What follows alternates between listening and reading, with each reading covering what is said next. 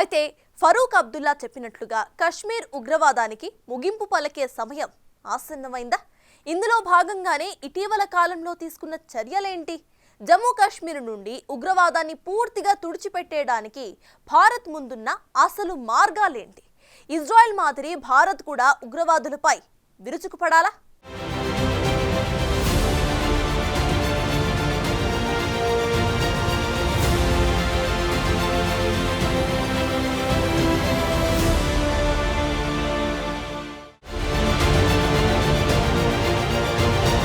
ఇటీవలి కాలంలో పాకిస్తాన్ ప్రాక్సీ యుద్ధ వ్యూహాల్లో మార్పు కనిపించింది. కాశ్మీర్ నుంచి ఉగ్ర చర్యలను వ్యూహాత్మకంగా కీలకమైన జమ్మూ జోన్కు మరలించింది. ఈ ప్రాంతం పూంచ్ నుండి కతువా వరకు విస్తరించి పిర్పంజల్ దక్షిణం నుంచి కిష్త్వార్ వరకు ఉన్న పర్వత ప్రాంతాలను చుట్టుముట్టింది. దీనితో ఇటీవల కాలంలో ఉగ్రవాద కార్యకలాపాలకు జమ్మూ కొత్త హాట్స్పాట్గా మారిందని అనుకున్నారు. గత 2 ఏళ్లుగా వరుస దాడులు చూసిన తర్వాత ఈ ప్రాంతంలో ఉగ్రవాదాన్ని తిరిగి తీసుకురావడానికి, దీనితో పాటు భారత ప్రభుత్వంపై వ్యతిరేకతను పెంచడానికి పాక్ ప్రేరేపిత ఉగ్రవాదం ప్రయత్నించినట్లు కనిపించింది. అయితే ఇప్పుడు జమ్మూతో పాటు కాశ్మీర్లో కూడా ఇలాంటి పరిస్థితే కనిపిస్తోంది. ప్రస్తుతం చెలరేగుతున్న ఈ ముష్కర్ల దాడుల ఆందోళన మరింత పెంచాయి. జంగిల్ వార్ఫేర్ శిక్షణ పొందిన 60 మందికి పైగా విదేశీ ఉగ్రవాదులు ఒక జమ్మూ ప్రాంతంలోనే పనిచేస్తున్నారని నిఘా నివేదికలు ఉన్నాయి.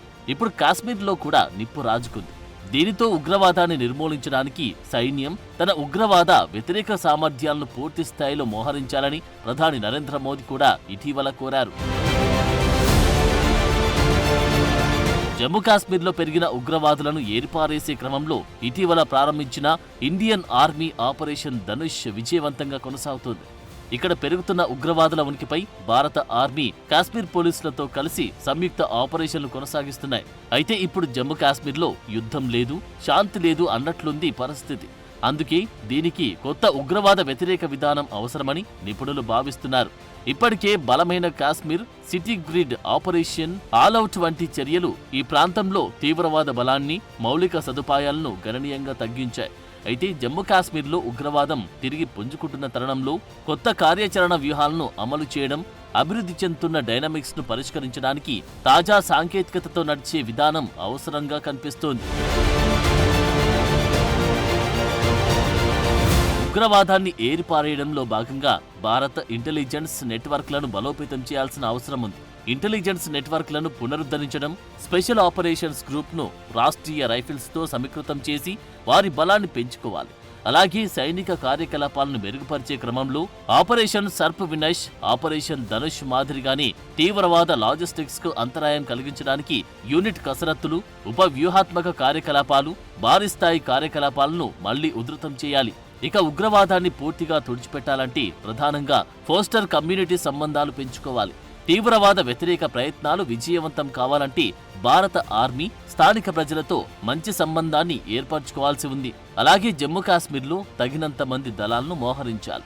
భద్రతా చర్యలను బలోపేతం చేయడానికి, చొరబాట్లను నిరోధించడానికి అదనపు దళాలు సమర్థవంతంగా మోహరించాల్సిన అవసరం ఉంది. అయితే ఇలాంటి చర్యలు గతం కంటే మరింత పటిష్టంగా ఉండే విధంగా చూసుకోవాలి.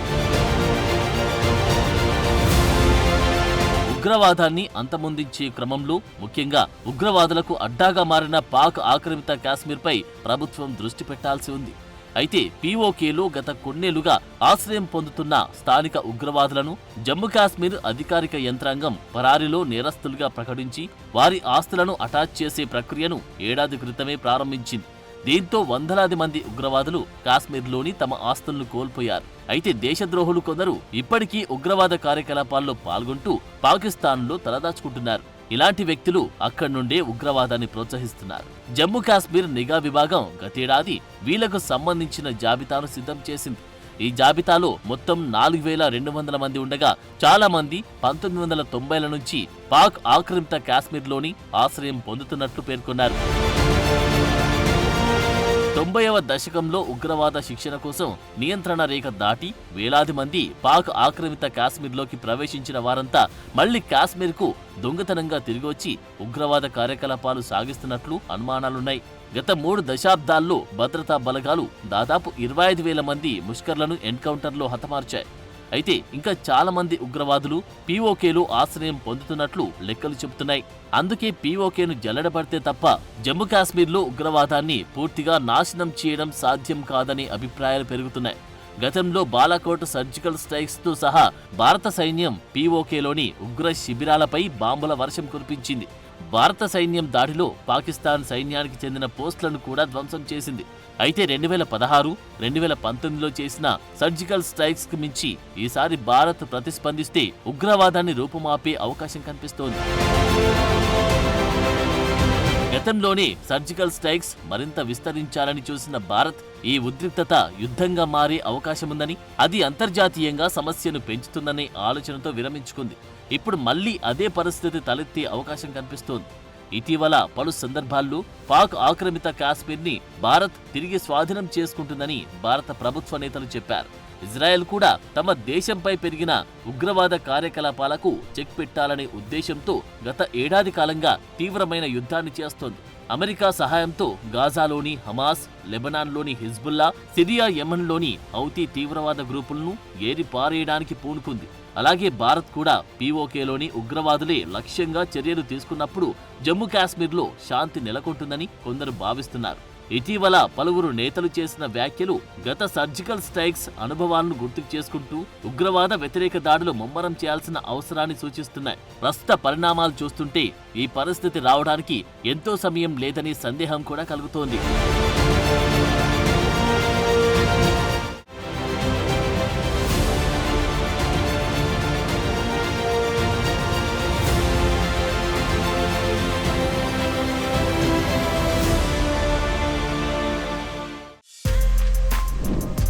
For more videos like this, subscribe Big TV channel.